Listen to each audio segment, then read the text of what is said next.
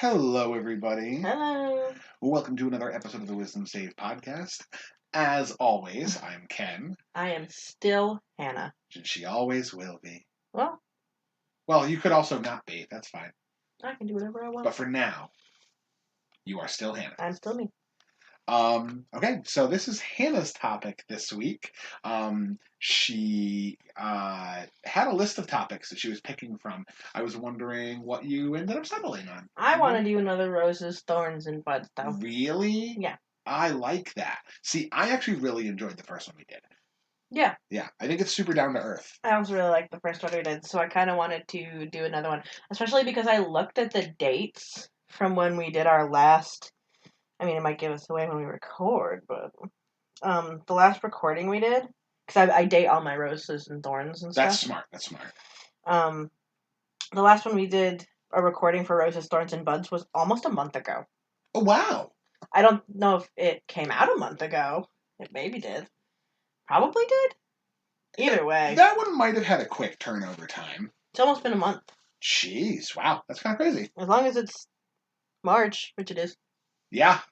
Yeah. February 28th was when we recorded the last one. Wow. That's crazy. So I want to do another one of these. Yeah, I mean, I'm super into it. I thought it was a lot of fun. I also have been, kind of getting into, at least in, snippets, but I've been getting into a lot of, chill podcasts. Mm-hmm. So I like the idea of just, a podcast where we just kind of sit around and talk about life. Right. That's kind of dope. So, yeah, all right, I'm down.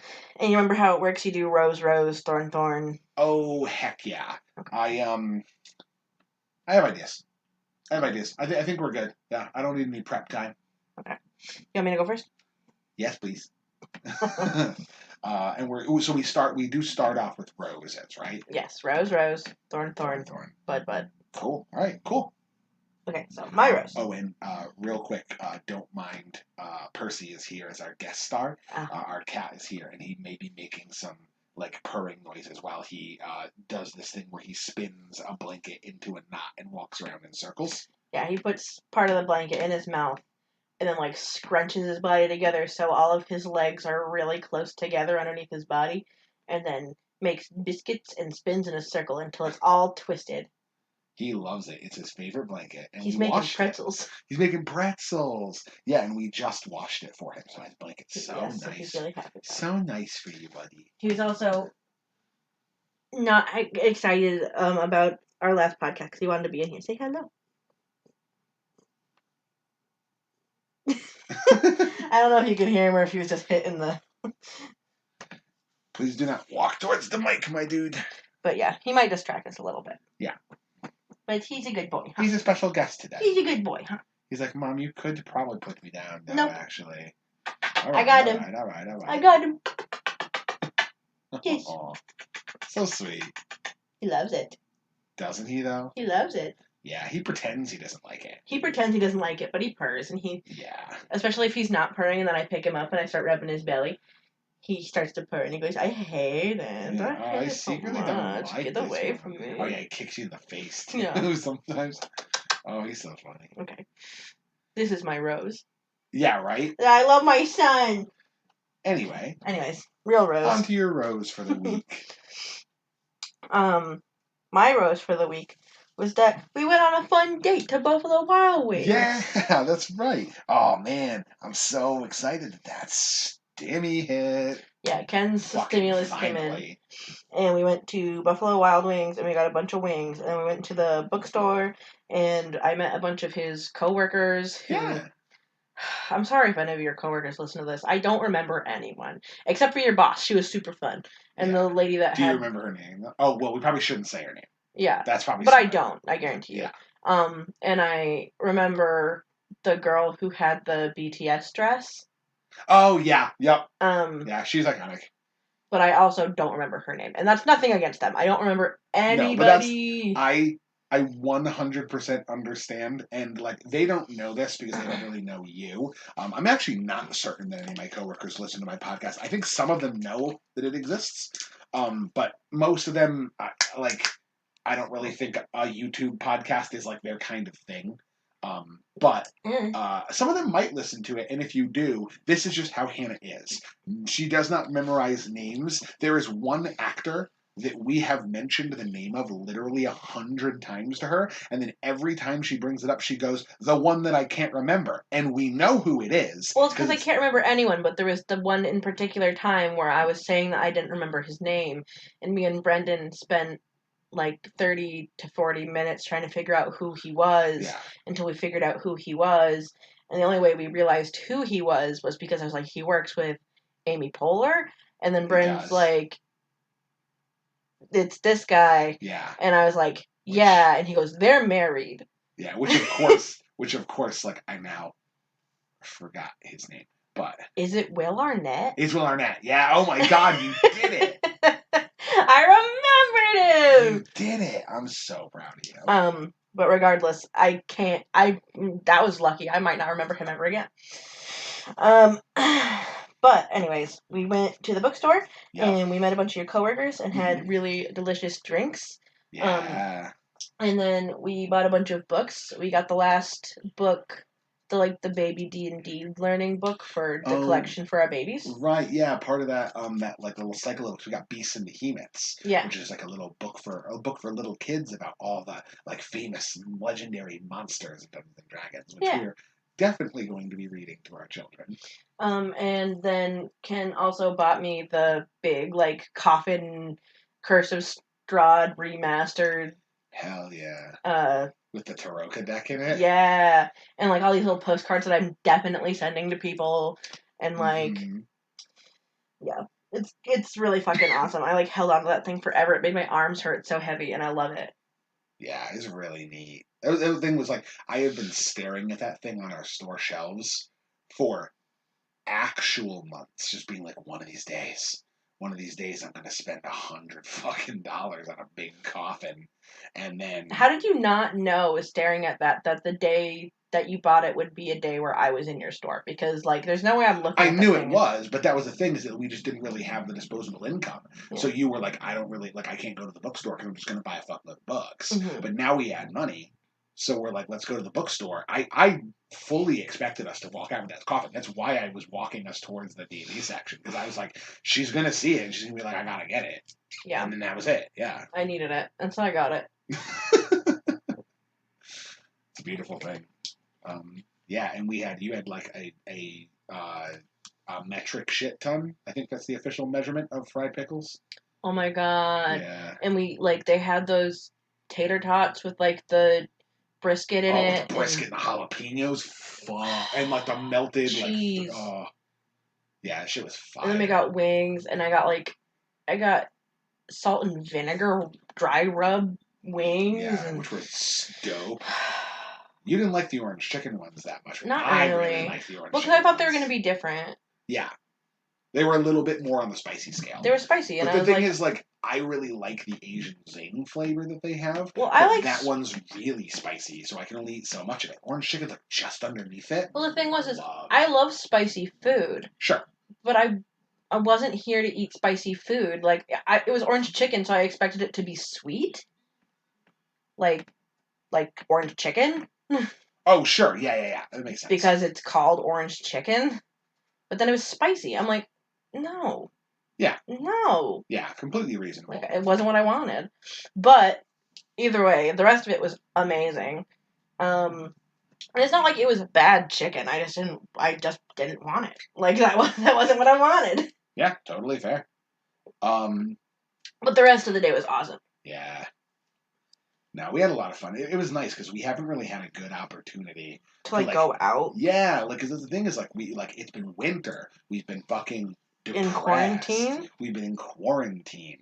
We haven't had a lot of opportunities. We've actually been pretty good about quarantine, so we haven't really been going out. The last time we went out was Christmas. Yeah. And we went out for breakfast. At Denny's. Oh yeah, that's right. Yeah, with your sister. Which we did very hesitantly. Yeah. And then It was like our first time eating in a restaurant. Like I know, since March. things had been opened up for a little while, but like not like opened up like. But like opened up for you to sit there with your mask on to eat food. Yeah, limited capacity with masks on, except for when you were consuming food. Yeah. We hadn't gone out into public since March, and then we finally went out in December, and then we haven't been out since December until literally like a week ago. Yeah. Because other than that, we've been working and then quarantining like we're supposed to be doing. Right. But it's driving me absolutely insane, so it was nice to actually go out. Yeah. And not to mention that, like, on top of that, and this isn't my rose, but I think this is like a nice little extra thing. We live in Connecticut. Yeah. So, recently it was announced because of the increase in shipment of the vaccine. Connecticut was originally we were in the age group that we were going to be able to be eligible to sign up for our vaccinations starting May 1st, and it's been moved up to April 5th. Yeah. So we almost like have a whole month early that we can start getting our vaccinations, which means like it's in the rough time frame that if we get our vaccination scheduled like pretty early, I might be in the clear like around the time of my birthday. Yeah. Which is awesome. Like we actually will be able to go like do real things. Possibly. That's the thing. Is it like we don't know how long it's gonna take to vaccinate everybody. Well, especially with like process. My fucking mother is like she's been air quotes trying to get her vaccine for like literally 2 months. Yeah, is she really trying? I don't know. She said she keeps making she keeps saying she's making like appointments, but she can't make her second appointment for some reason. Okay. I don't know. But regardless, she's gone on like 5 different occasions to go get it, hasn't got it. And she's like, they're pushing them forward, and I haven't even gotten mine yet. And I'm like, well, maybe if you went and got it, you'd have it, and then it wouldn't matter to you. That's the thing is, like, they're not really making it difficult to get it. It's not hard to get it. You just need to make 2 appointments at once. Yeah. And for a woman with free time, that shouldn't be hard. Yeah. I don't know what she's up to, but she's on about something. She's like, it's probably just like that cuts into something else I had planned, so I'm just not going to do that. Oh, I can't do that. I don't know. I'm going to go buy stuff that day, so I can't. I don't know. Either way, like, go get your vaccine so we can fucking be done with this shit. Yeah. Sure, ends up being the only one, which would just be a little embarrassing, but whatever. Whatever. What are you going to do? This is supposed to be a rose. We went out and it was nice. We stabbed ourselves on the thorn real hard on that one. But yeah, no, our date was lovely. I was very happy we got an opportunity to really do that. You really could just like the spring air was just melting the depression right off the bones. Like, that was a really nice day. Yeah. I was really happy about that. Okay, so I guess it's time for my rose? Yeah. Mine is like kind of a general thing, and there's like 2 things that kind of were the biggest points of it. Mm-hmm. Mine is that like for the past several weeks, and really for several months, on and off, I've been dealing with like a lot of not so much anxiety, but like kind of generalized stress. Uh-huh. A lot of that ties into just like stuff with my depression and things like that. Right. And especially with seasonal depression. But this week is the first time in like a while that I can genuinely say like it was pretty low stress. Mm-hmm. Like all things considered, this past week. Which is weird because you were the busiest you've been. Yeah, and the weird thing is, I honestly think that the reason why I was so busy was because I was dealing with such a low amount of stress that I didn't really like need to shut down like I do when I get overtaxed. I was just kind of like, Did you ever think that maybe it's the other way around? You were less stressed because you had so many places to go and so many people to see and so many things to do? I mean, I don't know. It varies. I feel like, especially with the quarantine, I've developed like, like when you plug in a phone too many times and the phone over the course of time, the battery like stays charged for less and less time. Yeah. Because it's just kind of wearing out. Yeah, it's wearing out the battery. I feel like that's kind of what the quarantine did with me. Yeah. And whether it was an aspect of the quarantine or an aspect of the way that I had to change my life around it, and that I was just kind of like running on a specific schedule that I'd grown accustomed to, and that this is more like a normal state for me. Right. But I feel like in general, pre-quarantine versus like where I am now, which isn't quite post-quarantine. Yeah, not quite yet. No, not yet. But from then to now, I feel like my social battery is quite a bit more diminished. Mm-hmm. I feel like beforehand, I was the kind of person that I'd be like, okay, I'm gonna go hang out with this person this day, and I'm gonna hang out with this person this day, and then I'm gonna do this day, and then I'm gonna go hang out with this person this day, and I'll take one day off, but maybe only for like a little bit, and I'll do other things. And I like to kind of just keep going perpetually. Oh, I know. Now it's like I can do that for a little while. I can maybe even do that for like a week, like go full tilt. And then after that, I need to crash. Right. I needed to shut down. And I don't know if that's because I had like tricked my body into overclocking, and then when I just couldn't anymore, my body was like, "You're done." But I don't think I can go back to the way that I was before quarantine. I don't see that being a possibility for me. Maybe it's because I'm getting older. I don't know. I'm gonna be 28 soon. That's almost ancient. No, I feel like you, and this is just my perception of it. I feel like you don't see yourself being able to do that, but I feel like you will. Really? Yeah. Why do you think that? You're an extrovert. Yeah. Like, Yeah. because of the literal, actual, like, laws and threats of death because of this disease have forced you to stay inside. You've become accustomed to staying inside. And I'm sure there are aspects of it that you enjoy. But once the world is ready to go back to do whatever you want, wherever you want, however you want, no masks, see who you want, go where you want, I feel like you're going to be like, oh, I don't need to, it'll be fine. And then you're going to very slowly bring yourself back to, like, I need to be going out and doing things. I need to be going out and seeing people. Huh. Maybe. I might be wrong, but that's just my theory on it. Yeah. I don't necessarily feel that way, but also it's like I kind of have a track record of not being particularly in tune with my own emotions. Right. I'm just not great at that. I'm like pretty good at like being able to empathize with other people, but I'm not very good at empathizing with myself. Right. And so maybe I just can't really see that being a thing because I'm focused on where I'm at right now. Like, you're a people person. Like, That's true. You won't see Kat for like a week or 2 weeks, and you're like, I haven't seen Kat in a while. And I'm like, literally, I can remember the last time you told me you guys were making plans and then canceled, then made plans and canceled, then saw each other. Yeah. It was like 2 weeks ago. And I'm like, I haven't seen Kate since. I don't actually fucking even remember. And maybe it is just like a difference in the dynamic that I have with like my social circle. Like you're very much the kind of person who can just be like, and I've become a little bit better about this. Right. But you're the kind of person who can be like, I go and see my friend, and then we hang out for like a decent amount of time, and then we don't talk to each other, or well, we talk to them. We don't really like see each other for like 4 months, and then we see each other again, and it's like nothing happened. Like, yeah. It's just right back to where it was, and you're really good at that. Me, I'm sitting there after 2 weeks and I'm like, oh, I wonder if they fucking hate me. Like, I wonder if they just like don't want to talk to me anymore. And then I'm like, no, that's crazy. It doesn't make any sense. But then it's like, oh yeah, but we haven't talked in a really long time. I don't know. Like, and it's not like. And the thing is, I think I probably was a little overdramatic with that. I don't necessarily think that I'm like, oh man, like my friend secretly hates me because they haven't seen me in 2 weeks. I think it's more like, wow, I haven't seen them in 2 weeks. They're gonna think I hate them. Like they're gonna think I don't want to hang out with them anymore because I'm not talking to them. Right. And it's like that's not really how it is. And I think I've been able to see that more as quarantine has forced me to be physically away from my friends for long periods of time. It's been much easier for me to just pick up with a conversation a month later and be fine. Right. Which was not something I really thought was possible before because I just didn't have any frame of reference for it, you know? Well, that's the thing, though. That's kind of like just how I always have been. Like, and I guess like sometimes I am worried that I'm like, oh, if I haven't talked to like whoever in however long, maybe they think I hate them, but I definitely don't.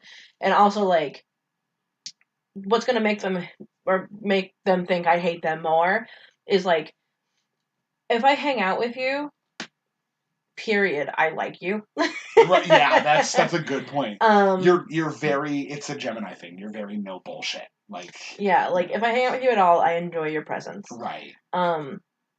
But also like if you want to hang out with me more than once in a span of a week, like cool, that's awesome. Like a few times a week, like 1, 2, 3, like all right, that's fine. Like I guess I could do that. That's like whatever. Yeah. Like nice surprise.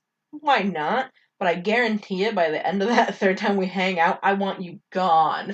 And not because I don't like you. It's just, yeah. I just need to not be near people. Yep. And that's also something about this quarantine that, like, has been kind of weird, is that, like, I virtually have had no alone time. Right, because we live in the same place. Because we live in the same room. Yeah, that's Which true. is not a bad thing, and it just attests to how much I enjoy you, because I haven't told you to get the fuck away from me It yet. is a miracle that you have not absolutely, like, yeet me out the room to go in the fucking garage or something. Which, of course, you always have the right to do. I will not be offended. I totally understand where you're coming from. No, you would totally be offended. Okay, no, I would be, but we'd be able to reach a consensus. We'd figure it I'd be out. like, oh my god, she hates me. She's finally done with me. She's checked out. No, I've also very masterfully, like, acquired the skills to, like, not push you away in, like, very, like, jarring ways that'll make you think I hate you. I'm a very delicate flower. I got feelings.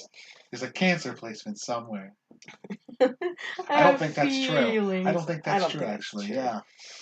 But, bummer. Oh, hi, Percy. Percy. He wants to leave. He's done No, with you us. chose this life. Come here. Yeah, you're stuck with us the whole podcast. You're our guest. But, like, yeah, like, I'm just, like, I don't know if that's intense introversion or just normal introversion, but, like, I want to be alone. Yeah.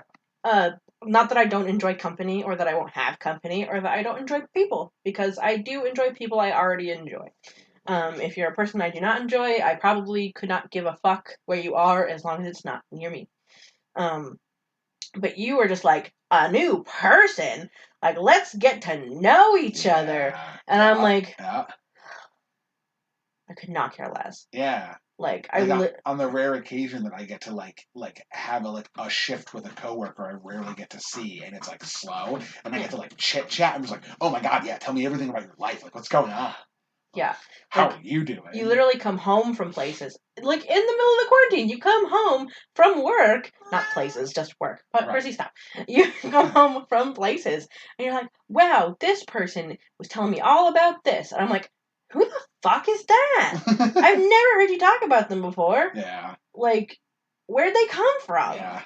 Like, why do you give a fuck? Yeah. Plus, I have like, it's also funny too, because like I'll talk about people like there doesn't seem to be like a barricade or a boundary of like, not like a boundary, but there doesn't seem to be like a barricade of like, oh, this person is like this much my friend, and this person's like this much my friend. It's like everybody is just I love all of them. They're just these are my people, and so like I'll randomly just be like, oh yeah, like this person.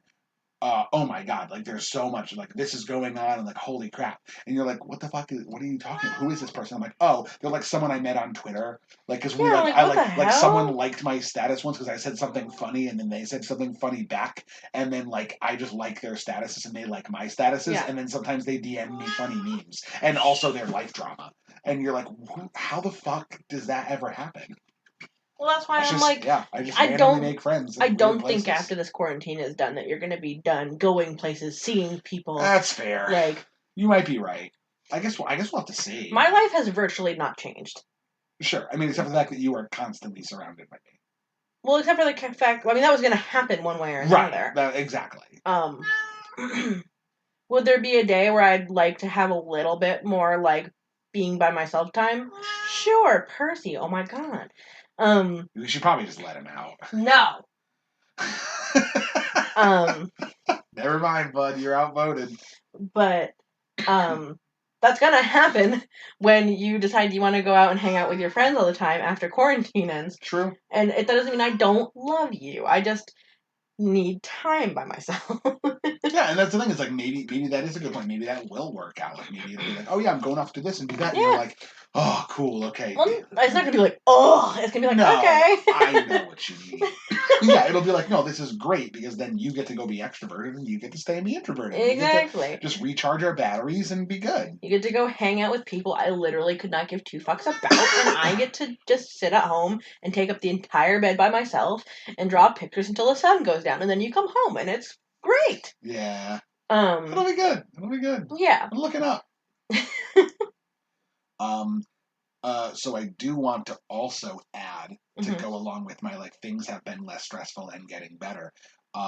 Is speaking of loud and obnoxious. Percy, come here. Percy over there. Come here. One of my biggest roses for not even the last week, but like the last month has been just how ridiculously fucking sweet. I got you. This boy has been. He like Percy? Yeah, he went through just this like long for most of the time that I've been living here, he went through this long rebellious phase where he's like, I'm gonna go down to see mom and dad, they're gonna give me treats, and if they don't give me treats, then fuck them. I don't want anything to do with them. I'm just gonna walk back and forth and get what I want, and I don't even care. I'll come in, I'll knock their shit down, and I'll leave. I don't care. Like he was a rebel without a cause. He was going through his teenage phase. He was done. I don't know what you're talking about. He's always loved me. Well, no, I mean he still loves on us, but he's also just once he's done with it, he's like, yeah, fuck you, and he leaves. He'll come love you a little bit, eat some food, and piss off. Yeah, exactly. And now he's been like, he'll come in here and he'll like climb specifically on me. And like the other day, I swear to God, like, because normally he comes in because he wants to hang out with you, and then he like while I'm here, he's like, oh yeah, Dad's here. Also, Dad. Yeah, like, that's nice. But he mostly comes in to see you because like you're his number one. Mm-hmm. But he came in here on his own when you weren't here. Looked, saw that it was just me. And I was like, oh, yeah, mommy's not here, buddy. Sorry. And he's like, okay. And he came up and climbed up on the thing. And I'm like, oh, you want to play with your blanket? He climbed up onto me while I was lying down, sat on my stomach, which he's been doing a lot. And it's like the most heartwarming fucking experience. Mm-hmm. And this motherfucker looks me right in my eyes and then just rolls over onto his belly on my stomach. And, like, basically demands that I give him belly rubs. And I'm like, what angel has possessed my child? He's a sweet boy. And yeah, he's just decided that he's a cuddle bug now. And I love it. It is so good for my serotonin intake. He's a sweet baby boy. He is very, very Who I'm going to let out, but he's just going to cry. Is he even going to leave, though? We'll see.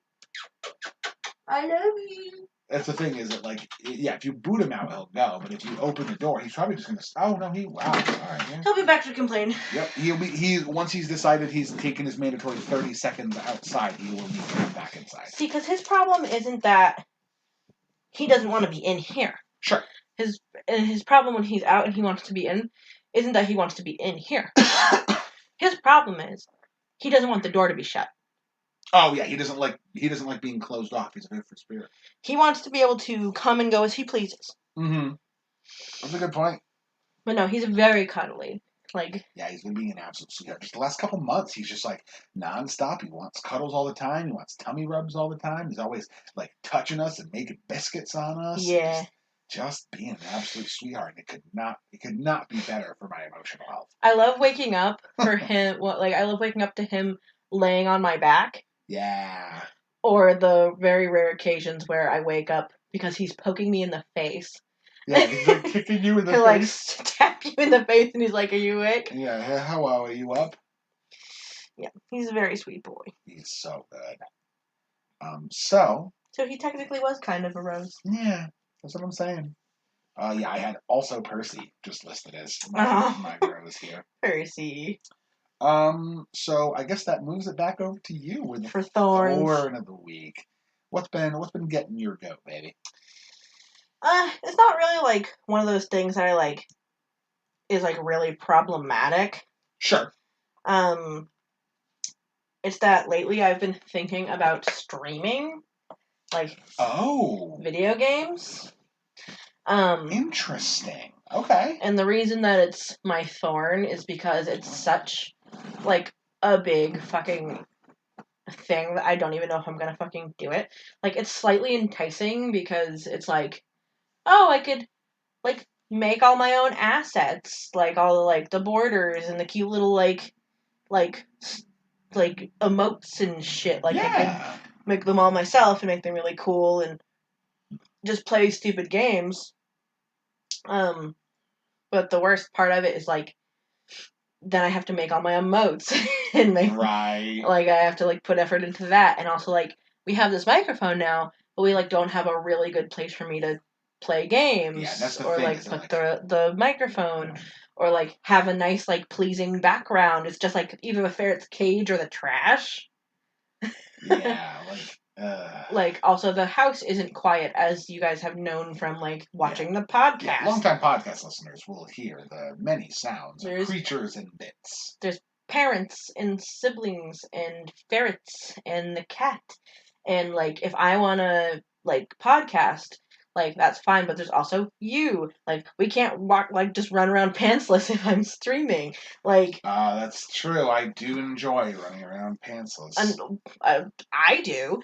Very much so. Like, and that's also a problem. I have to like put on clothes and like look nice, and I don't look nice, and I'd have to like go on to Who are like you talking shut up, and I'd have to like Excuse me. get a better ma'am. computer, or get a better computer potentially, or like get a better like camera, Sure. and like Yeah, the thing is, like, I don't know if you have like a functional webcam. Like, I don't even know if I it's functional. It's just probably not great. Sure.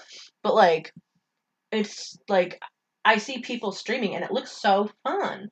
Yeah. Like just like having the cute little borders and like even if you're streaming to nobody, it's like Yeah, I mean, listen, I started with a really shitty setup, and I didn't even show my face or my background when I was doing. And I don't stream anymore, mostly because I don't have a functional computer. And again, same issues with space that you're having, considering we're both in the same place. But I used to stream a lot of Magic Arena, back like maybe 6 months before the pandemic. I was streaming it like relatively consistently, and that was it was a lot of fun.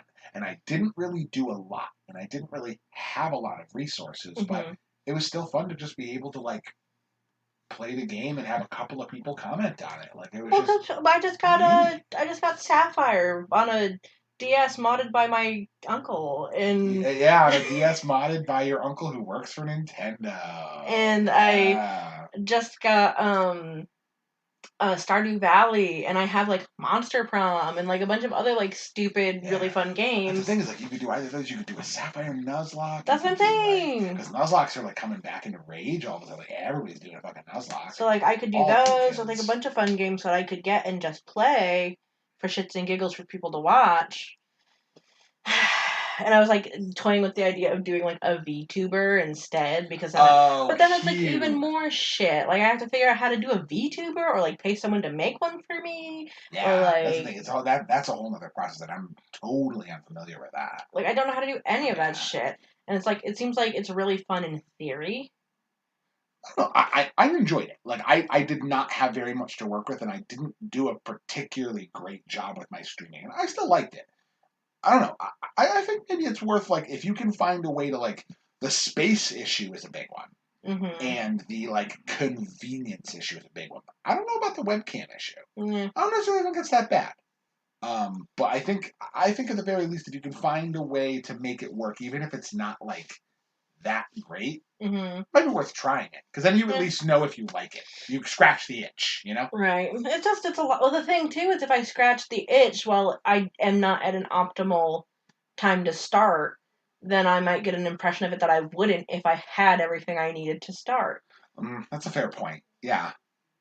So it's like I just keep wanting to but never doing it because it's just a huge thing to tackle for potentially like me hating it. I don't think I'd hate it. It's just I don't think you would either. It's a lot of stuff to tackle at once, and so it's like meh. I mean, I had friends growing up that used to do streams. They used to stream a lot.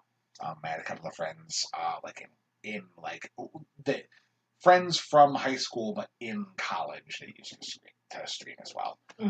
And for the most part, they seem to enjoy it a lot too. Like even if it was a small audience thing, even if it's just your friends watching. Well, even if it's nobody, it's like you could still get those things and like make them into recordings for people to watch on YouTube, exactly, or like things like that. But it's just a lot.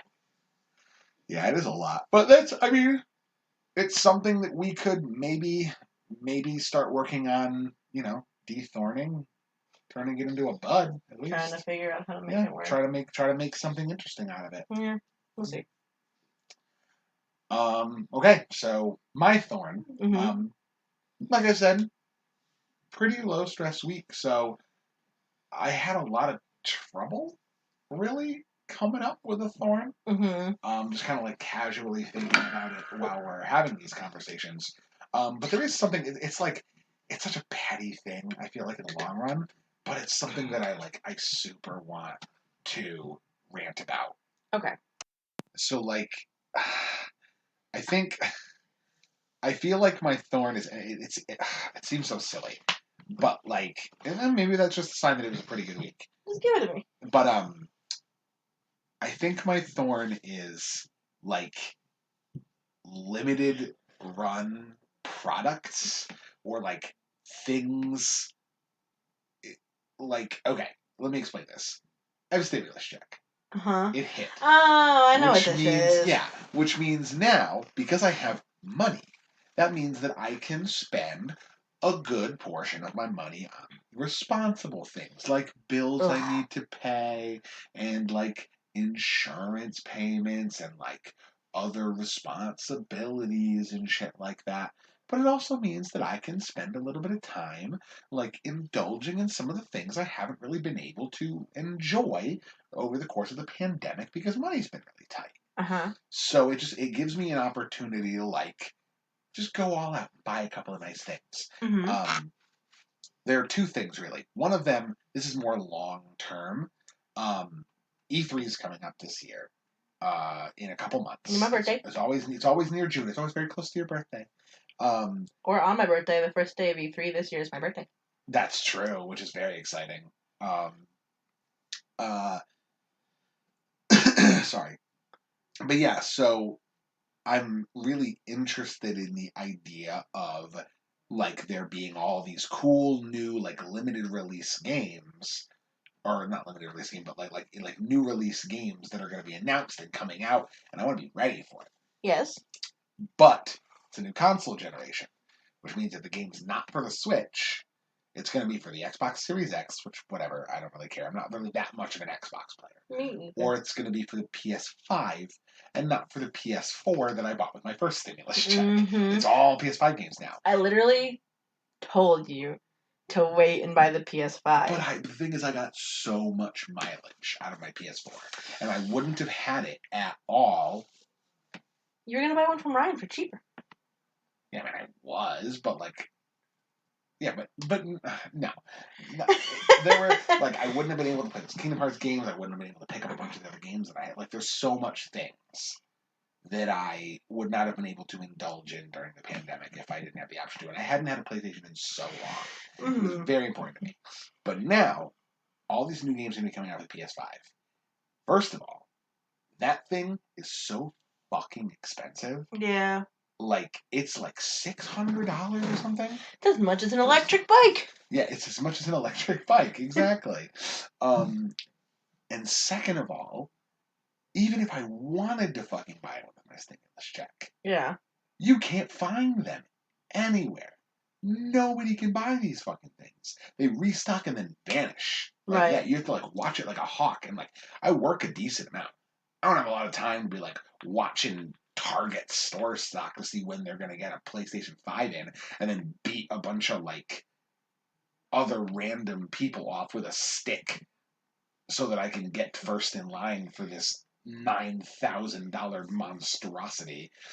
But like eventually, like Brandon with his Xbox. Yeah, well, I mean, he has a PS5 and an Xbox Series X because he was like religiously going for it. He's been like busting his ass and saving a bunch of money. Yeah. So like that makes perfect sense. But now I'm like, damn, all these new games are gonna come out. I guarantee you I ain't gonna play a fucking one of them. Mm-hmm. And it's like with money we need to save up for I got more bills that are gonna be coming up, and we want to eventually move out at some point. And it's like all that together, it's like I can't justify purchasing that thing, Mm-hmm. and the price is never gonna go down because it keeps selling out. Right. And not even on the process of like price going down on a thing, but also I was like, you know what? I can't get that, but I can drown my sorrows in my other non Dungeons and Dragons favorite hobby, Magic the Gathering. They just released this brand new like compilation set. I started playing the game back in I want to say 2011, and that was Zendikar Block. It was a really good time to start playing Magic. There's a lot of really cool stuff that was happening, but everyone that I knew was talking about this really old classic set called Time Spiral. It was neat in the sense that it was all about like the history of the game, and they like used the setting of like time is acting weird and we're going forward and backwards and into alternate realities and stuff as an excuse to print like weird strange versions of cards, and like these future shifted cards which were cards that use like a strange futuristic border that they've never used before, or like time shifted cards or old cards that would show up in the packs with an old border, like the old card frame for Magic, not the modern one that they use. And everyone was super hyped about that. And I'm like, damn, sure it would be neat to open a pack of Time Spiral. Never done it. Flash forward to now, Time Spiral Remastered. All the old cards that were in regular frame from the regular old set, or most of them at least. And they did this thing where they did the time shifted cards again, but it's cards that have come out since I started playing that have only been in the new border, but they put them in like the old Magic the Gathering frame, like the really classic, kind of rustic looking one, and they're so fucking cool. They look so neat. Anyone who's like even vaguely interested in Magic or Magic art, I totally recommend look up the time shifted Time Spiral cards. But don't get too excited. Well, right, don't get too excited. But like, I mean, they have like classic staple cards like Thoughtseize, fucking Primeval Titan, fucking I'm pretty sure no Snapcaster Mage isn't one of them. There's like a bunch of like really iconic Magic the Gathering cards that have come out since then that now have this old frame treatment, and they look absolutely fucking gorgeous. Right. And I was like, you know what? I can afford a box. I can totally justify that. They were like $150. It was like $150 for a whole booster box display of those cards. 36 packs. You just crack them open. There's so much good shit inside. I was ready. I'm like, this is happening. 100% I need this. Mm-hmm. It is a limited print run item. Yeah. They are not printing to demand. They are printing X amount of Time Spiral. And now it's to the point where everyone's like, wow, these limited print run old border exclusive cards are so cool that even the bad ones are like $3. And every pack has one. So they're all super valuable. And everyone's buying them and everyone's selling them and everyone's opening the packs right now. So I'm like, fuck, you know what? I put off buying those packs for a couple of days, but I really should probably get on that. I'm going to go check that out and see what's happening. The price has doubled for the price of a box. It is not $150 for a box. It is $300 plus for a box of that set. Now to the point, I don't even think I'm going to be able to open it, which is such a bummer. And the thing is, like, maybe I could squeeze it.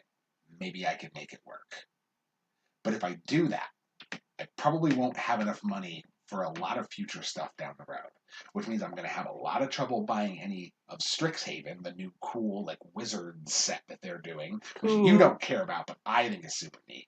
And then after that, it's Adventures in the Forgotten Realms. It's Magic the Gathering crossing over with Dungeons and Dragons, specifically with Faerun. I need so much of that. Well, to turn that into, I mean, you won't be able to buy the cool one that you want to buy now, but my tax return should hopefully be hitting around the time that Dungeons and Dragons comes out. Yeah, but I know it'll be before that. I mean, that Dungeons and Dragons set is coming out in like July. Oh yeah, that's probably when I'll get my tax return.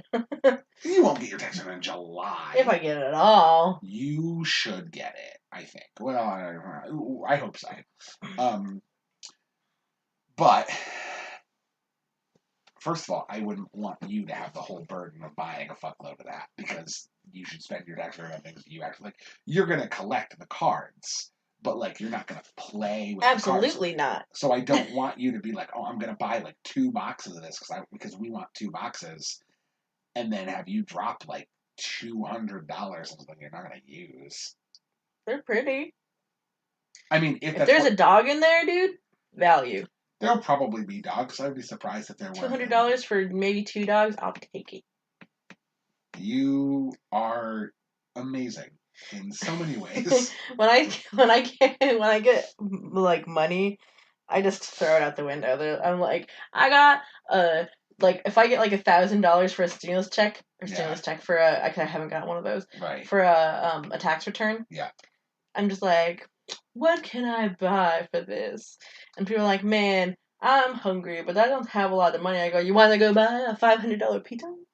Yeah, because that's the thing is like you have a very, and I've been developing this as well as a person who is in constant debt and always poor, and you've known that for much longer than I have, and that like you have developed this concept that I am developing, which is like you never know when you're going to have money.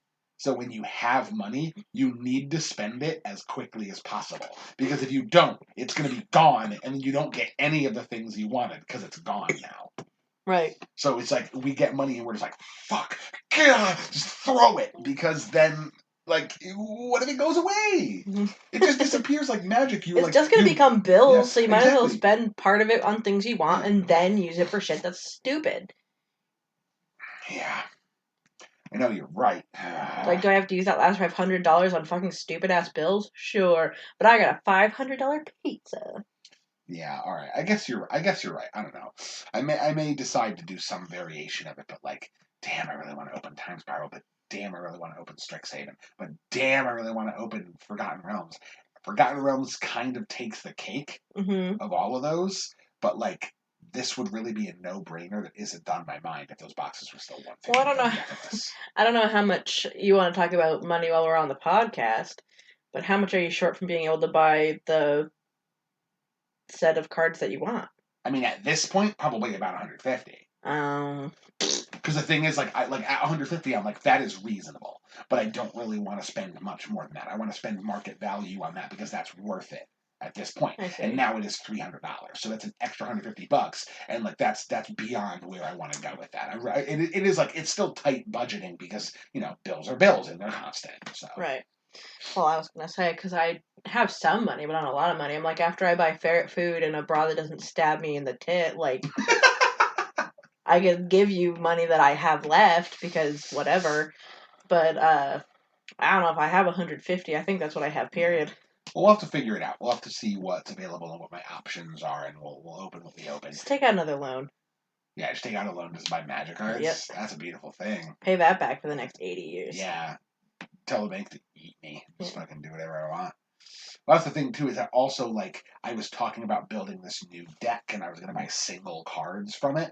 So I know, I can just hear my friend Jared in the back of my head just, like, going, like, you're going to buy sealed booster packs instead of buying singles. If you buy single cards, you can buy the cards you want. If you buy booster packs, you get a bunch of random shit. And for the most part, not a lot of it's going to be what you want. It's just going to be things you're like, damn, it's cool that I own that. I don't know what the fuck I'm going to do with it. See, that's why I love going into Magic with no expectations and no follow through. Yeah. Well, the thing is, like, I just like everybody who pays attention to Magic and like the finance aspect of it knows for a fact, like, buying booster packs is a bad deal. If you want something specific out of the card set, then you're not going to get it by opening packs. You're going to get it by buying it. Even if the card is $40, you're going to spend more than $40 on packs trying to open that card. Every once in a while you get lucky, but most of the time you don't. You get a bunch of random shit you don't need. That being said, I don't really care about that. I like open pack. Open pack gives serotonin. Well, that's what I'm saying. Like, you know what I heard about that entire first, like, everything you just said? Blah, blah, blah. My hobby makes me sad. What? Oh, yeah, like, oh, you don't open packs, like, it's not value. Yeah, like... Well, Magic players have a weird parasocial relationship with value. I don't play Parasitic Magic. relationship with value. I buy card. I open card. I look at pretty shiny art. You have so many wolves on this counter right now. Yeah, that makes me happy. Are they some of the stupidest cards out there? I think. I don't know for sure. What, these? Yeah. They're just tokens. They're not really cards. They're just like when cards say They're like cards. make a wolf. Yeah. Then you just look get at to all put the one wolves of I these. have. I'm winning Magic.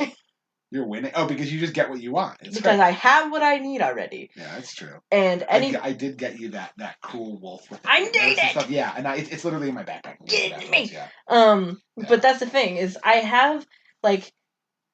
Anaya's pretty great. I don't, like...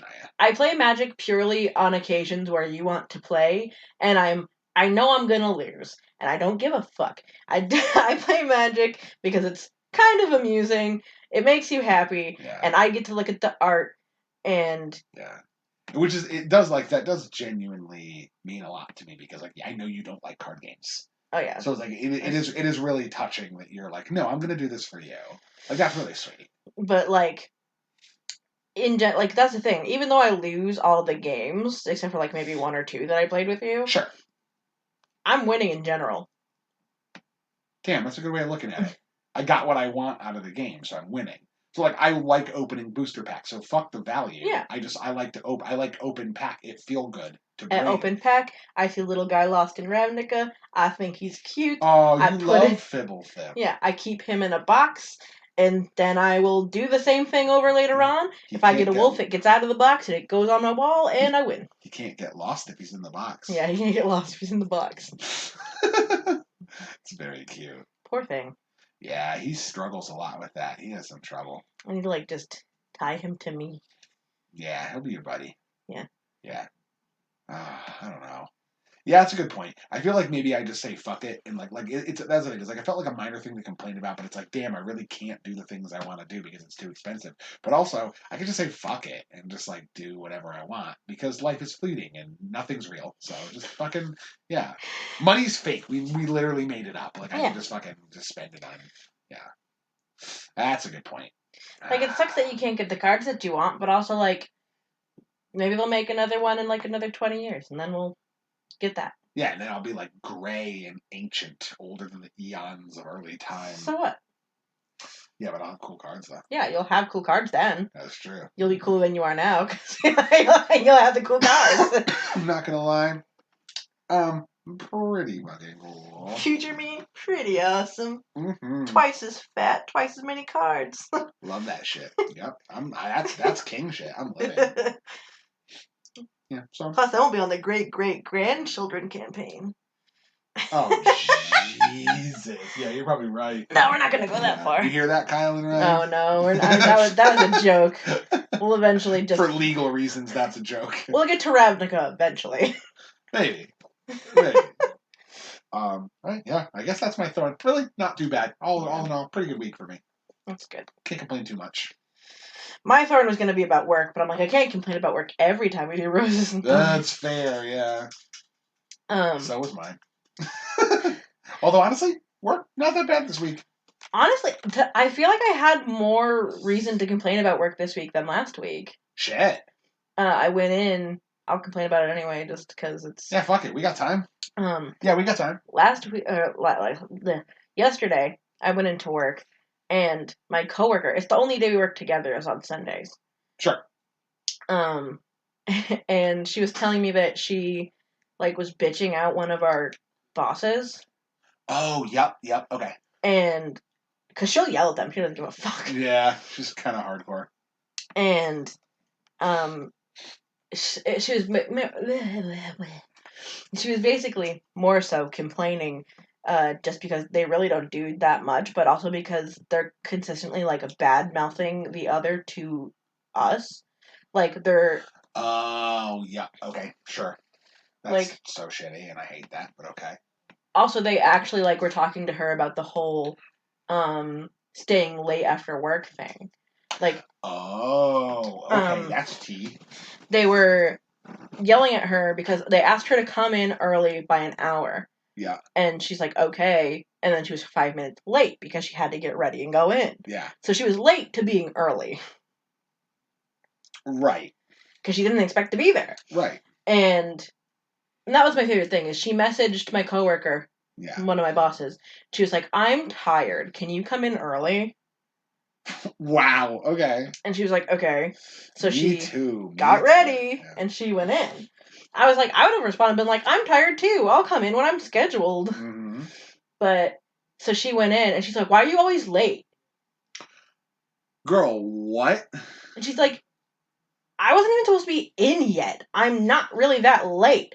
And she's like, and while we're on the subject of being late and staying late, why do you guys keep shorting us on our staying late after we're supposed to close and we're still here? I'm here until 9 o'clock at night cleaning the store, and I don't get paid for that.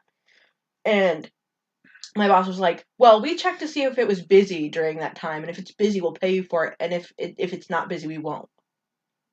It's like, yeah, but we're closed, and I'm cleaning the store. Yeah. I should get paid for cleaning the store. Absolutely. Yeah. And she's like, yeah, but if it's not busy, if we check it, it's not busy, then we're not paying you for it. It is busy. I have to clean the store. That's work. When you do work, you're busy. You get paid for it because you were working. That's how labor laws work. And fuck that.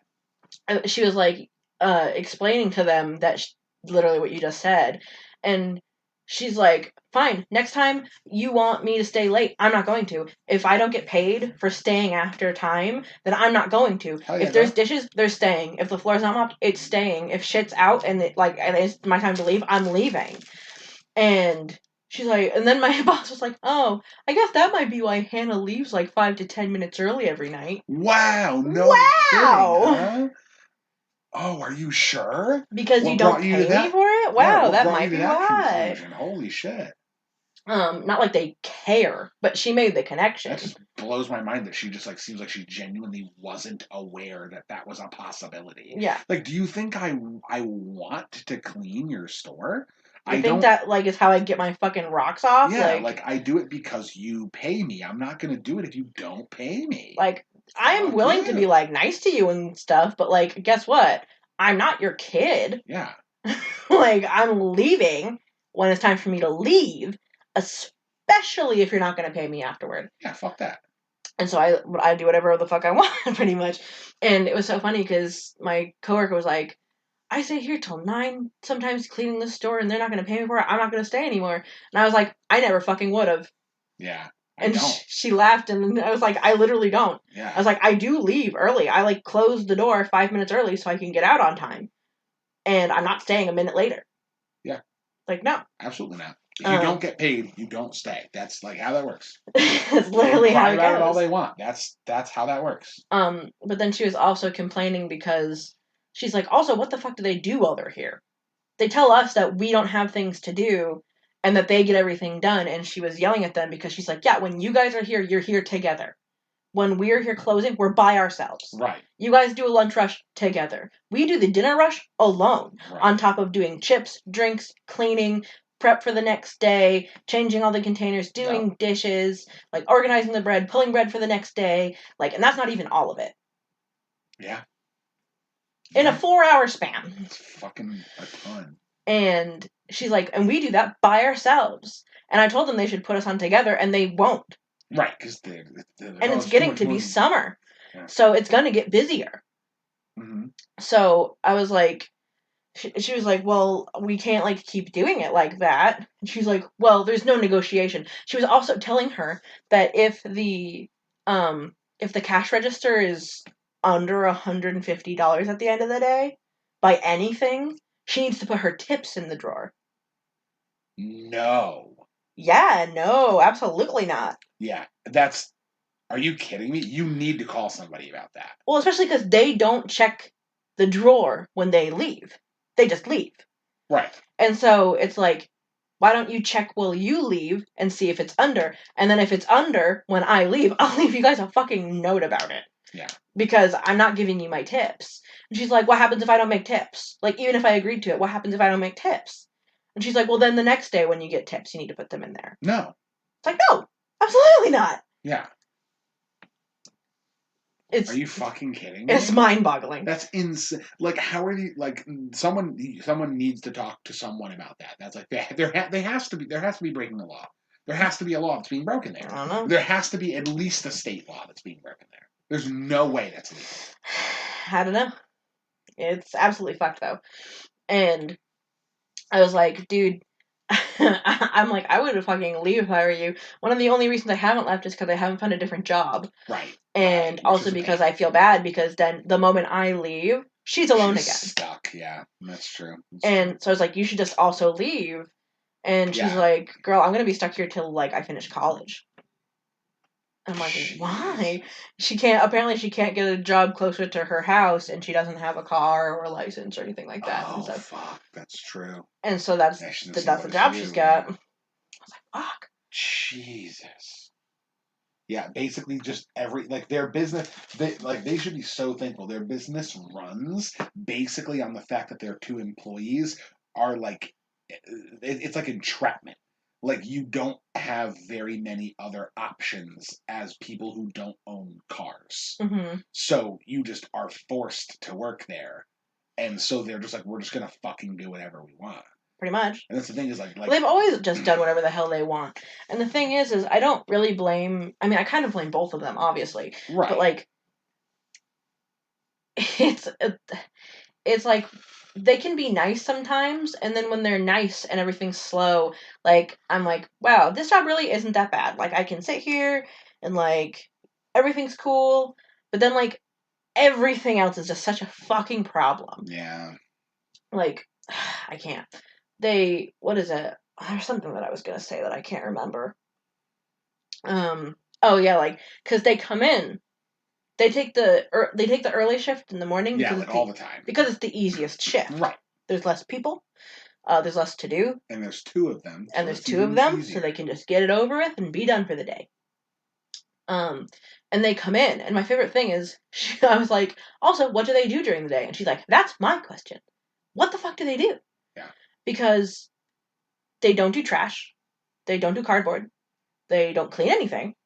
Right. They bake. They come in. They unlock the door, turn everything on, like lights. It's like, it's not that many things. It's the oven, the lights, and the on sign. So they turn everything on. Yeah. And they bake bread, which is really simple. I was doing it when I was 16 years old. Right. Or 18, but whatever. And then when they're done baking bread, they leave. Or they sit around. Right. Because they will leave messes there. Yeah, for you to do. For us to do.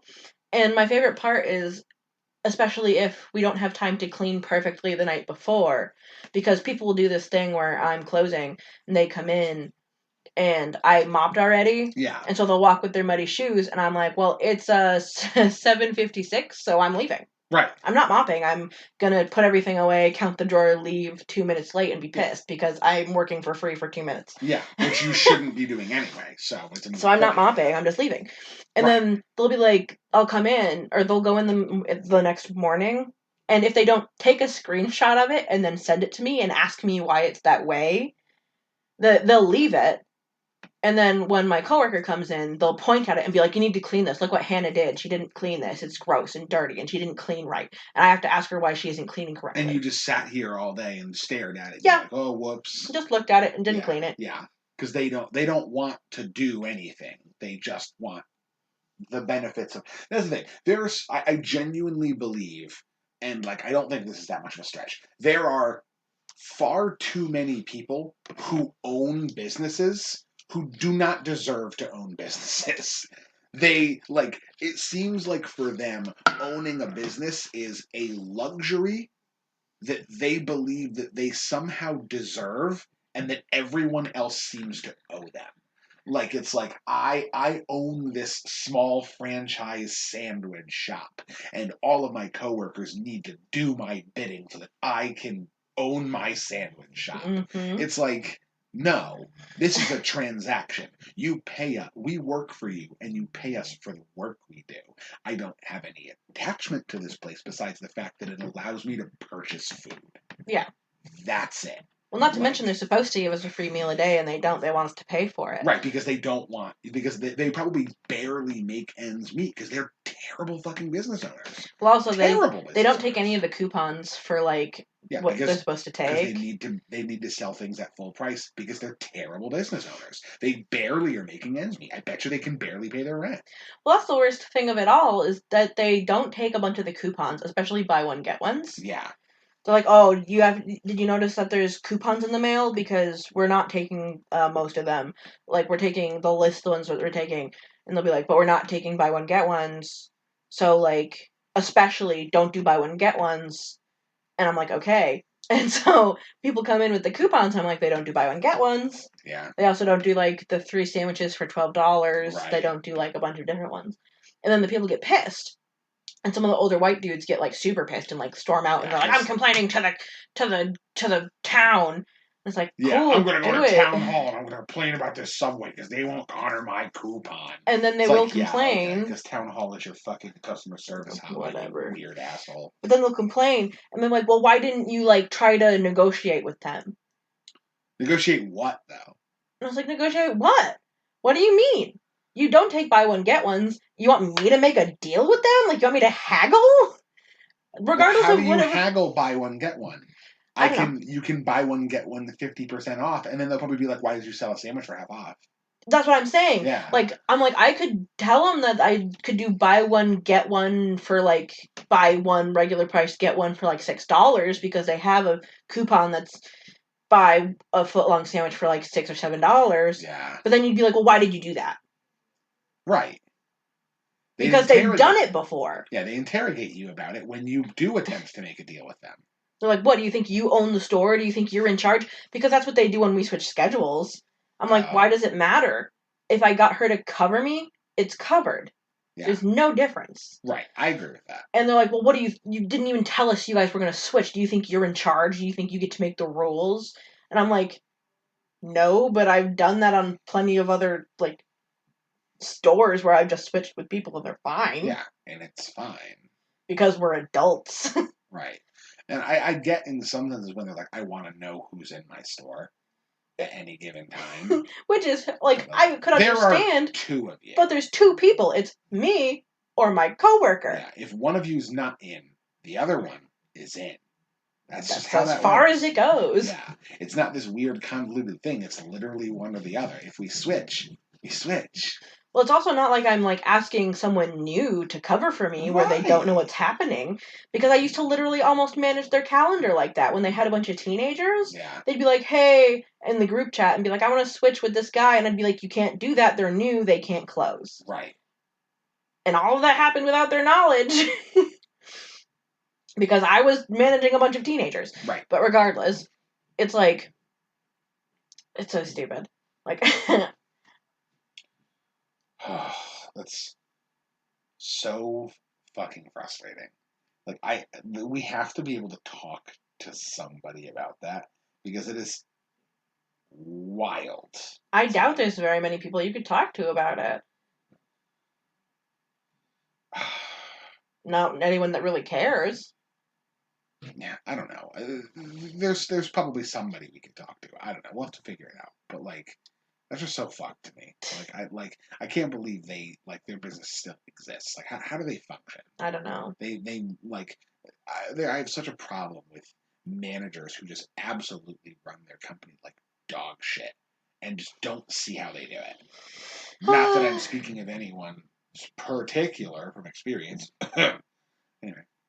Regardless, time to go on to my butt because I did an extra thorn. Yeah, wow, we really went in, didn't we? Jesus. And you had a particularly thorny week, didn't you? I'm so sorry. It's fine. The first one like literally wasn't even that great. It was just that I'm frustrated with the idea of starting streaming. So yeah, this one was more of a thorn than anything. Right, that's true. But my bud. So back onto the positive stuff. Sure. Or potential positives. Yeah, potential positive. Well, things I'm excited for. Yeah. And I say potential positive, but it's going to be a positive. Yeah. Because it's D&D. Ooh, okay. I'm really excited for D&D. As usual, is what I said. Yeah. Because I'm excited to see what happens next week. Ivy died last week in the Yeah, she died. Yeah. Your character died. Wow, it was a lot. That was a big moment for me. Like it only made sense for it to happen the way that it did. Yeah. but she got revived, by the way, for anyone that doesn't know. But my character died. She got power word killed. And then she got revived by literally an actual miracle. Yeah. Because Ken gave us these things in the campaign where you could, like, it was a heroic moment or something. Yeah. I incorporated this new concept I had invented during session 0 of this new campaign, which was called a dramatic moment. And basically my rule was that any one of our characters, everyone gets one per character for the entire campaign. Once you use it, it's done. You don't get any more for the rest of the campaign. And it was called a dramatic moment. And basically, you can declare your dramatic moment at any time during your turn. And whatever you attempt during that turn succeeds flawlessly. Like, you do it perfectly, and that's it. Like, you get, it basically is like, it's your big damn hero moment. Yeah. And everyone gets one for the campaign. And Arya just happened to have one left. And with me fully intending to have her learn the Revivify spell at her next level up, which you're inching towards. It's a long level for you. You're level 9, so level 10 is one of the longest fucking levels to get to. But having her use a dramatic moment to cast Revivify seemed like it made sense. But even at that, like, it was a race against the clock because the guy killed you, and then time passed before the party could, like, Arya was invisibly in the room, so she was able to react to it. But like everybody else was walking up the steps to the house I was in that I got murdered in. Yeah, and they had to run in after you and find out the whole situation. The whole time I'm ticking down the turn counter. Yep. Because Revivify was the only spell she'd be able to, like, I wouldn't let her cast a spell that was beyond what she was capable of doing. She wouldn't be able to pick up Raise Dead. She could only use Revivify, but Revivify only works within 10 rounds of the person dying. So they had 10 rounds to eliminate this Archmage, this 19th level wizard that I built for them to fight, that they had met before. And then, like, they had to beat it in less than 10 rounds and then rush to her and, like, miraculously put it back together. So it was a real race against the clock, and it was tight. Like, you were 3 rounds away. Yeah, 3 rounds away from actually being dead. Yeah. To where the only person that we know that could probably bring me back, because we don't have enough diamonds to actually cast the spell. Yeah. We needed, like, a miracle version of the spell. We would have only been able to do reincarnate. Which would have brought you back in a different body. And, if I remember correctly, I do not believe that anyone in Kilkala currently has the materials to cast Reincarnate. So we'd have to go get the materials. Yeah. And I think they just know Revivify, just we don't have the diamonds for Revivify. Right, yeah, because Kima's out of resources. She used all the diamond dust to help restore. It's a guy that got stabbed. It's my character's stepdad that got poisoned and stabbed. So recently. Like, yeah, but that's the thing, is that, like, that was such an intense moment for me, because I kind of expected that encounter to go a very different way. I expected you guys to, like, go up there. A different character had triggered your alarm trap by teleporting into the home, because he was intending to come back that night anyway. Yeah. And then you guys, I expected you all to leave, but you and an invisible person stayed behind. And of course, that guy's been scrying on your house, so he took that opportunity to be like, "Oh, she's home alone." Yeah. And this guy's been, like, hunting my family down in particular, and so when he realized my character was alone, bunny ears, he took the opportunity to power word kill me. Yeah. And for those of you who don't know about D&D, Ivy's a barbarian, has very high hit points. She entered a fighting pit earlier that day and had a small duel with one of our teammates. Yeah. And that duel dropped her to 90 HP. She didn't choose to short rest because she didn't take a lot of damage, but she did eat a hero's feast at their big harvest feast, which gave her 7 temporary hit points. She was at 97 hit points. And the way the power word kill spell works is you target someone, you speak a word. If they have less than 100 hit points, boom, done. Dead. So just you, like, had a friendly match with one of your friends earlier in the day and decided that you were just going to eat food instead of, like, putting Band-Aids on your bruises. Yeah. And that's, by completely no one's fault of their own, contributed to cemented my death. Yeah. And no harm, no foul. Right, because she's alive. Well, that's the thing is, even if I did die, I wouldn't have blamed me or anyone else involved. It wouldn't have been Noir's fault. No, absolutely not. Like, but it's just weird how those little, like the little decisions you make in the game really have an impact. Yeah.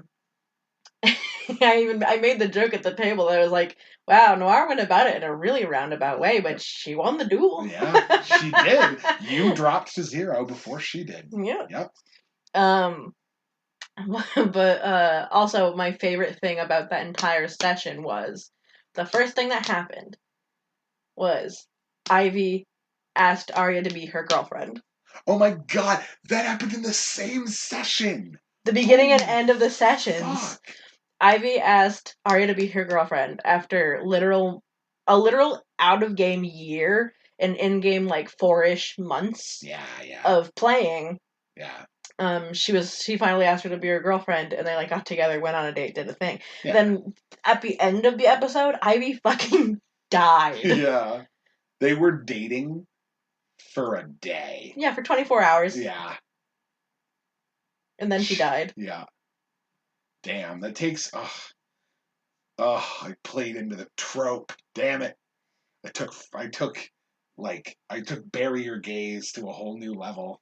That trope that like, oh, this is a gay pair in like television or media. Yeah. So like one of the gay characters, like one of their partners has to die so the other one can develop as a character because they develop through tragedy or whatever. Yeah. And it's such an overplayed and kind of shitty trope, which I completely did by accident because I wasn't really intending to power word kill you, but you literally were just like, hey, wizard boy, come get me. Well, I was hoping I could see him before he just power word killed me.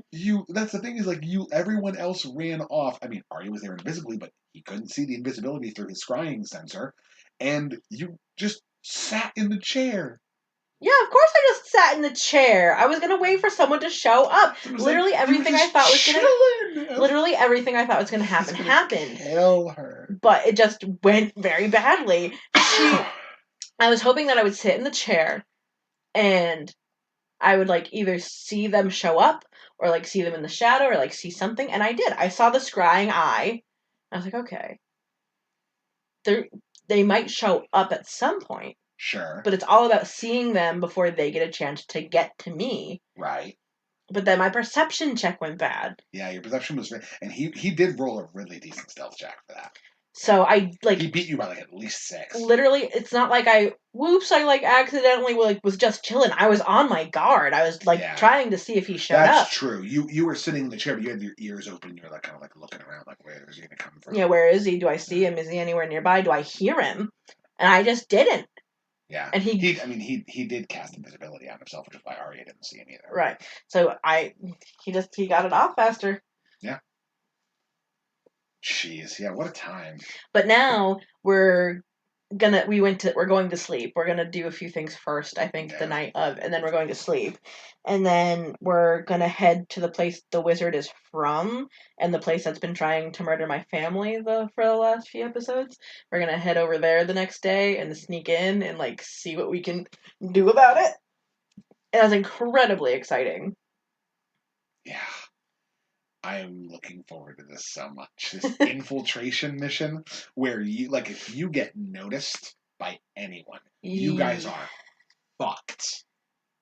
Maybe not even all of us, because if they don't know we're together, then it might not be a big thing. Possibly. It might end up being an Ivy breakout kind of thing, unless they just fucking kill you on the spot. I can't get noticed. That's true. That's true. There's nothing wrong with Noir. There's nothing wrong with Kylia. There's nothing wrong with Arya. Yep. That's what you know. You're pretty sure. You just gotta cover you. Yep. But that's the thing is, if I went off on my own to try and go get information or something, and I get caught, then they're not going to get murdered. Is my real point. That's fair. If we all get caught together, we're probably all in trouble. Yeah, if there's nothing to connect you to it. But if there's nothing to connect them to me, I might have to end up having a conversation with them as we go, and be like, "Hey, if you guys get caught with me, pretend you're catching me or something." Also pretend you're catching me and be like, yeah, we knew totally before you found out that she's... Yes. just to get themselves out of it so they can actually help me. Unless they kill... I don't know what they do to kill Collins there. I just know we're not allowed there. I don't know what happens if you get caught. Yeah. That's the thing, is it like you've never had any experience with it, so you don't know. And Kilcollins don't normally go... That's the place I'm from, is Kilcalla. Yeah, it's your village. Yeah, I don't know what happens when they get caught in the city, because I've never heard of someone getting caught in the city because we don't go there. Right. Because we don't want to. Now I have a reason to. Yeah. But... Ooh. So much. What do they do to us? Just kill us? They definitely want to kill us. I gotta say, like, this is like, and I'm assuming this is a bud for you, because it's like there's so many ways this could go. Yeah. And you're really interested to see how this storyline blossoms. Me too, but from a very different perspective, as someone who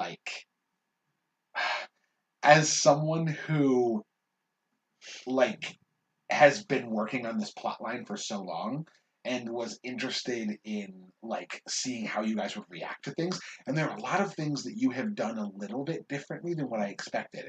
And there are a lot of things that like are still kind of waiting in the wings for you to interact with, that I'm so excited about. And like there's so many little things that you guys have picked up on that can like draw you in totally different directions when you actually go to the infiltration. And I'm just like, oh, I'm so excited. Like, this is going to be there's so much drama, there's so much tension, there's so much riding on it. And it's like, it's so good to give you this kind of like free form, like the Underdark was kind of like it was a very free form kind of adventure, but in a different way than the surface, where now I've given you like this sandbox to run around in. And like, it's so neat because the Underdark is very, very condensed, and you guys just went in weird directions. And now we're in the like wide open world that's like a big open area for everybody. You guys are like, I want to stay here because there's so much deep dive. Like, you're deep diving in the sandbox and going in all sorts of directions in the like confined space. You know what I'm really afraid of? So of? weird how you approach that. What's that? Because this episode of the podcast won't come out until after we've played the next session. That's a good point, yeah. Like, at the point that this is out, we'll have already played the next session and potentially be on our way to play the one afterward. Right. But we're going to the city in the next episode, like, this upcoming Friday. Yeah, that's the intent, yep. And, well, yeah, the next day we have the wolves, we're going. Like, we're going. Right, yeah, you already made the plan. Unless we decide to randomly throw them out the window, but I asked people when they wanted to go, they said probably first thing in the morning, as long as I'm good to go, and I'm sure Ivy will be good to go, so... unless she has death fatigue, but I don't know how that works. I'm really afraid of Noir with her ability to just run up walls. I'm afraid she's gonna try and just jump the wall. Like, I know there's a hole there, like, so we're just gonna try and go through the hole. Right. But also there are more walls within the walls of this city. So I'm like, it's like an Attack on Titan thing, literally, where there's like walls and walls and walls, like layers of walls that separate the different sections. It's got like a vague Bossing Say vibe to it. Yes. Yeah. So I'm like afraid she's like, we're gonna get in the first wall, and then we'll get stopped by another wall, and she's gonna try and jump it. Woof. Yeah, and like, I bet you that's something they don't really see very often. So like, I'm sure it's not something they see very often or would take kindly to, but I'm also sure it's like a drow just jumping the wall, like, Noir, come on, please. Oh, yeah, she is a dark elf. Yeah, walled human cities on random islands can be pretty racist sometimes. Yeah. Yikes. Well, also, like, even if it's, like, I know she's, like, smart and competent and, like, she can take care of herself, but also it's like, oh my god, like, please, no. Like, how are we gonna help you if you get on the other side of the wall and we can't? Like, I'm sure just saying who they are potentially might help them get past some of the first walls. But also, like, and I don't think it's our goal to go to the castle where the family, like, the main, like, family of the, like, nobles live. Sure. But there's no way you're getting in there. Yeah. Like, whether you're Kylia or Noir or, like, anybody, I don't think you're getting in there. Like, maybe Kylia, if she tries to, like, pull the whole, like, oh, well, I'm also a noble and I want to, like, have a meeting with them. Sure. Bullshit. Because very possible. She's good at schmoozing. Right.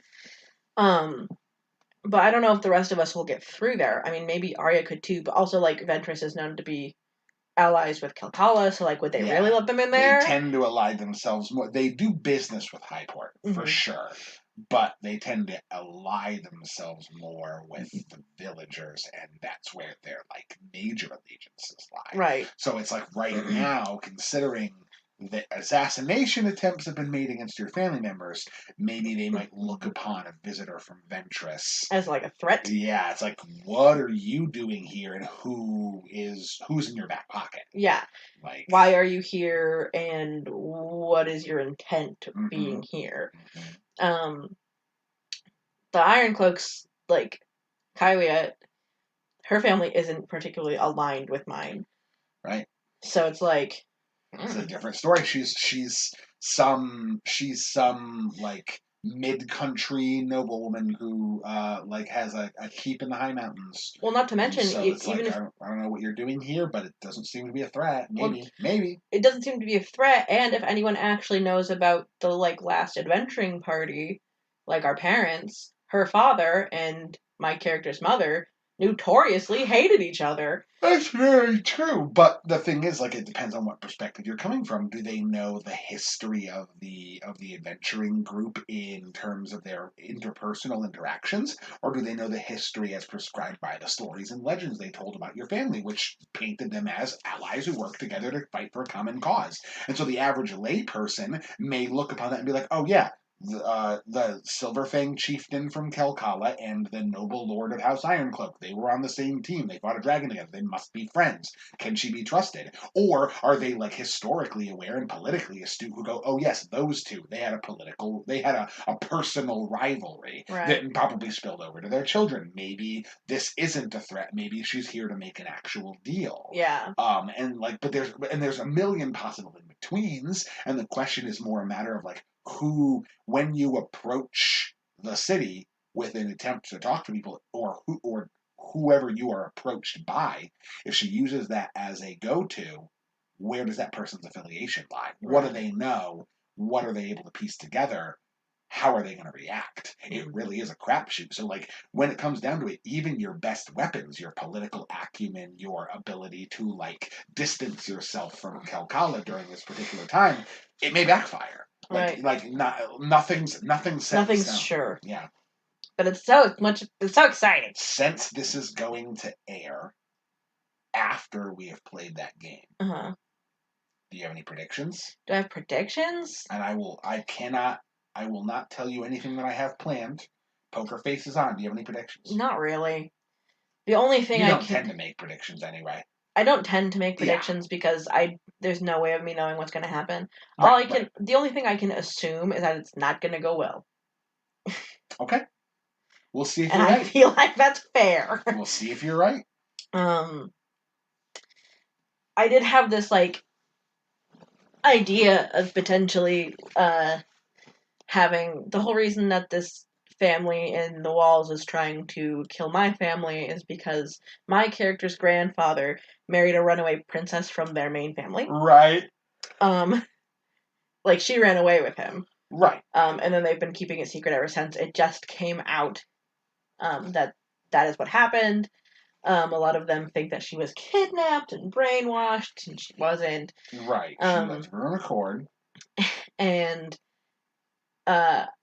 Ivy has half a mind to tell her that she should probably come with us and go talk to her family herself and tell them she's not fucking coming back and to leave us alone. I don't know how well that would go for her. Probably not great. But also, she's a fucking strong-ass druid now.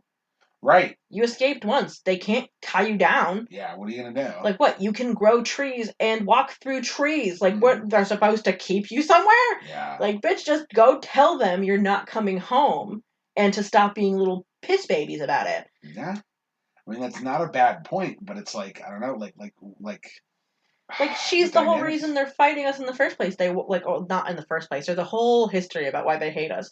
But this was, like, their excuse to start a war. And fair.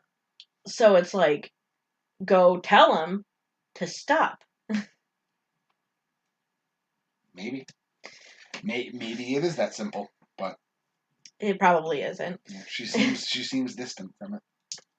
I know. She doesn't want to be involved, and I'm assuming for good reason. Yeah. She knows them better than I do. Yep. We should probably drill her on what she knows about the place before we leave. It's probably changed because she hasn't been there since she was like 16 years old, and now she's 60. Mm-hmm. But like, it wouldn't hurt to know what she knows. But also, like, the dude in charge now is your brother. Yeah. Go tell him to suck a dick and to fucking cut the shit. Mm-hmm. It's wild. Yeah. It's absolutely wild. I don't think that's what we're going to go with for the plan, but... Yeah, but it'll be interesting to see. Yeah. I'm very curious. Yeah, so, I mean, that was kind of my bud, too. Was it? Yeah, just, like, I couldn't really think of much else. And just, like, I'm just excited to see where you guys take this. This little adventure arc that I've had planned is something that I'm really, really proud of. And it's something that I've genuinely enjoyed, like, presenting to all of you, and I'm just extremely excited about what could happen next. Speaking of, you know what I really want to do? What's that? It's kind of too late for this season of our campaign. Sure. But I want to, like, I think we already gave, like, a campaign rundown of our first one. Yeah. I want to give... We did give a campaign rundown of the first. Yeah, we talked a lot about the characters in the first If we do, like, maybe for the second half of this one, or if we do the Grandbaby campaign, not that it would be super interesting, but I would love to do, I know we're already bad at doing our first podcast, but I'd love to do a second podcast a week where we just give people a synopsis of everything that happened. Where we just like a podcast about our D&D campaign? Because I take notes on all the things that happened during our games. And so I would love to, I could go through my notebook read people episode by episode what happened. That might be something that people are interested in. I mean, like, to me, it feels like week by week, it's like, do you guys really care that much? But I'm sure they don't, but it might be exciting. Yeah, but also, like, it's also, like, we would probably like that a lot. And, like, they said, like, who wants to watch a fucking, like, a bunch of people, like, sit around and do a live stream of their Dungeons & Dragons campaign. And then Critical Role and other company, which I don't, to be fair, I don't know off the top of my head anything that came before Critical Role because I wasn't really a part of the live stream scene before them. But I know there were others who had been doing it for a while before them, and then they kind of took off as well. And it's like no one would have thought, hey, that's a big thing. Yeah. And like no one would have thought that like a show like Talks Machina, which is literally like the talk show about their live stream D&D campaign, like no one would have thought like, oh yeah, we do a talk show where we talk about our Dungeons & Dragons campaign. Everyone was like, anyone who looked at that would just be like, that's kind of dumb. Yeah. And they've done like over 200 episodes of Talks Machina. Like people love that shit. Well, even if people don't like it, the thing is I have the notes in my bag too, so I could do a few episodes to like catch people up on what happened. A lot of it is from Ivy's perspective. That's a whole thing. So a lot of your beginning of the campaign would probably be like events from mainly my character's point of view, which is sad because I'd love to get more detail. But I would love to come home every Friday and just record about all the things that went down so that people could like follow along, because then I don't have to keep going back when we're talking on the podcast about this thing that you guys don't know about. That's true. That's a good point. Might be something that people are interested in. Or like maybe if we don't do about this campaign, we should pick it up when we start the next. Because then I could super condense the two stories before it. Right. And then we could like give an episode by episode synopsis of the third one. That's a good point. That could be really interesting. Maybe we'll have to toss it around. We'll see. Maybe if you think that sounds interesting, let us know in the comments. We'll see. Maybe we can make something work with that. To go along with the rest of our D&D content. I haven't started wooing anybody. That's my TikTok. Sorry. I was gonna say, like, what the hell? What was I gonna say? Yeah. So if that's both of our buds, then I think that brings us to the end of our little Roses and Thorns chit chat for today. But continuing with our fun little closer from last time we recorded, why don't you tell us a little something you think is fun that you want to give a shout out to at the end of the episode? I wanted to give a shout out to something in particular that that's why I opened my phone, but apparently I was looking at TikTok. Oh, I see. Oh, you were already prepped for it. Got you. So give me 2 seconds. I wanted to, shout out that people should go and listen to the AJR album The Click. Oh, fuck yeah. I love AJR. Because it's so fucking good. Neo Theater's good, The Click is good, but also I liked The Click more because that was where I found out about him in the first place. Sure. Aren't they they're all brothers, right? The whole band is brothers? I think so. Yeah. Again, I'm not good with people, but this band is amazing. They have such good music, and I couldn't do them credit by talking about them. So you should probably go check out them on Spotify or YouTube. I think they have music in both places. Yeah, because they're the Met brothers, the three of them together, and AJR is Adam, Jack, and Ryan. Yeah, it's the three brothers. Yeah, and they do it's like American indie pop. It's indie pop, but there's a little bit of there's lots of they mess around a lot with effects in their music and do some really really unique things vocally that I'm super into. What's one of my favorite songs on that album? Anyone who listens to the radio ever, you have heard Bang. Mm-hmm. That's you will hear it on the radio. It's so iconic. They've had other Come Hang Out. Oh yeah, yep. I love that one. Yeah, I don't think that's ever been a single, but I hear that one all the time. I heard it on TikTok it's on the Click. That's on the Click. Oh yeah, wow. Yeah, they've had a bunch of pretty popular singles. Oh, Drama is fuck. And Sober Up, Weak. Yeah, Weak is good. Those are all on the Click. That's the one I'm telling you guys to go look at right now. Go look at The Click by AJR. Yeah, go check out that album. It's super good. I think it's on Spotify for sure. Spotify and I'm pretty sure YouTube. And that's where you get the music videos.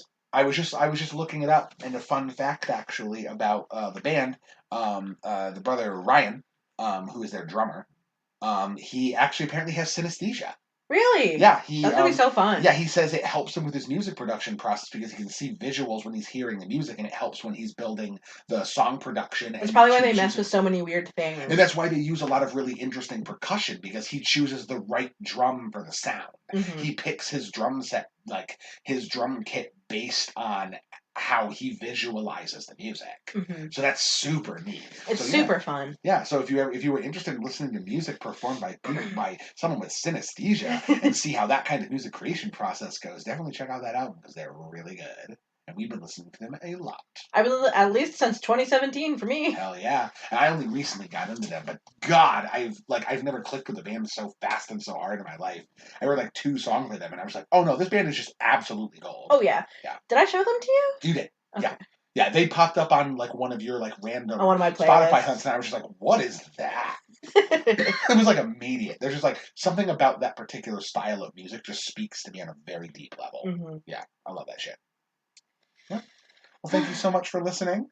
Thanks for, taking a journey with us through our interesting little weeks. I love these Roses and Thorns. We hope you love them too. And I would like to keep doing them from time to time. Yeah. Maybe even more than just once a month if they start to get popular enough. But I think that's a pretty good pace. I love it. I enjoy just having a chance to sit down and just chit-chat about life. Yeah, it's fun. Well, thank you so much for listening, everybody. We hope to catch you again next week where, it's my topic again. So, I got something cool planned. Okay. Yep. But we're not going to tease it anymore. We're not teasing anymore, so we'll leave it at that. Go listen to AJR while we wait. Yep, there you go. All right. Bye, everybody. We love you. Bye, love you. Thanks for hanging out.